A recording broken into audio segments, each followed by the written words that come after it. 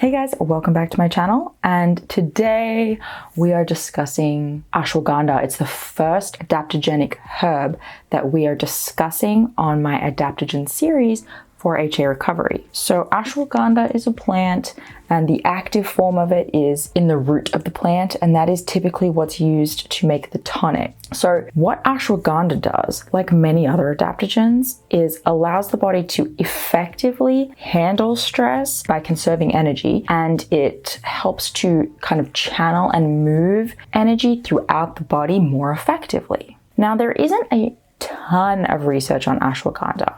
There's not a ton in the way that there is on things like creatine, but there is a lot of ancient wisdom behind ashwagandha. Tribes have been using it for millennia. People report anecdotally, consistently, really great benefits from getting it. And there is actually some research behind how effective it can be for stress reduction. I've started using it myself. I'm going to report back soon. I have some of my own issues, not HA related, that I'm hoping that some adaptogens will help me with. For the meantime, I've seen benefits with it with some clients where we've had some issues getting them in a lower anxiety state so that they can actually do the work of eating enough and resting more.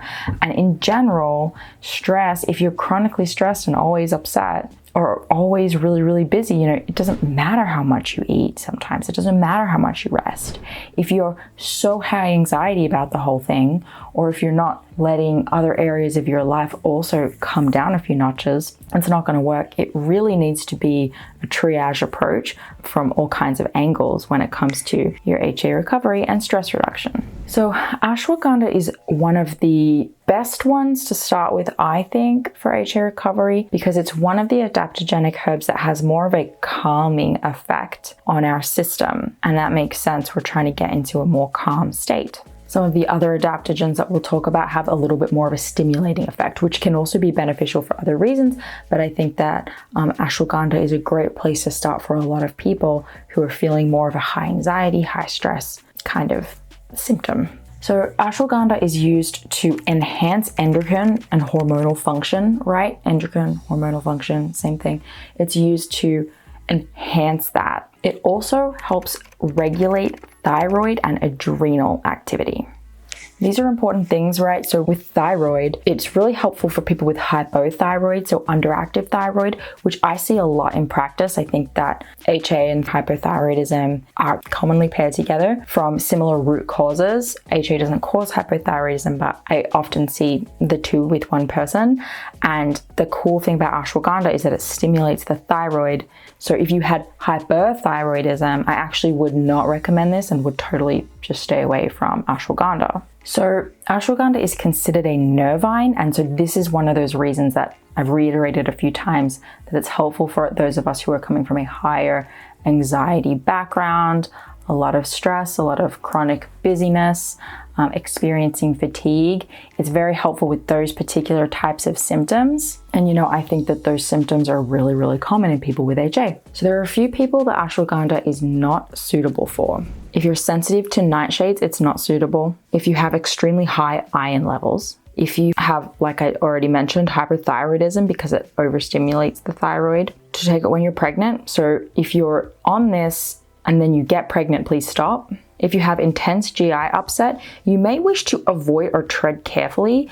And then if you get negative symptoms, stop. Some people it might be helpful for, some people it might not be. So just make sure you're keeping an eye on how you react. And if you have really low blood pressure, you should tread carefully, right? So remembering that low means actually low and not the low end of normal. Ashwagandha is not going to be suitable for you. So how do you actually take ashwagandha? There's like 4 options, right? You can take it in capsule form, there's a tea form, a powder form, and a droplet form. So with the bottle dropper, 1 ml 3 times a day is sufficient. With the tea, half a teaspoon of dried root to 8 ounces of water with a gentle boil for 10 minutes and steep for 30 minutes. And you drink this tea 3 times a day.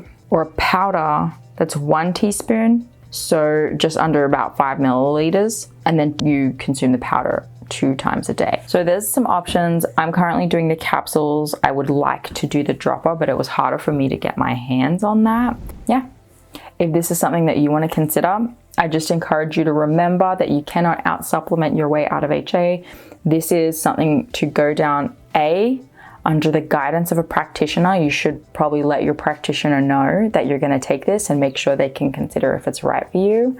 Make sure you're eating enough, make sure you're already resting, you're checking those boxes, you've given those things time to work. I'm not a fan of supplementing for the sake of it, of adding complexity into our day and our routine for the sake of it. But there are definitely times where adaptogens can be helpful, and during HA, this could be one of those times. So if it's right for you, cool. If you try ashwagandha, please let me know your experience.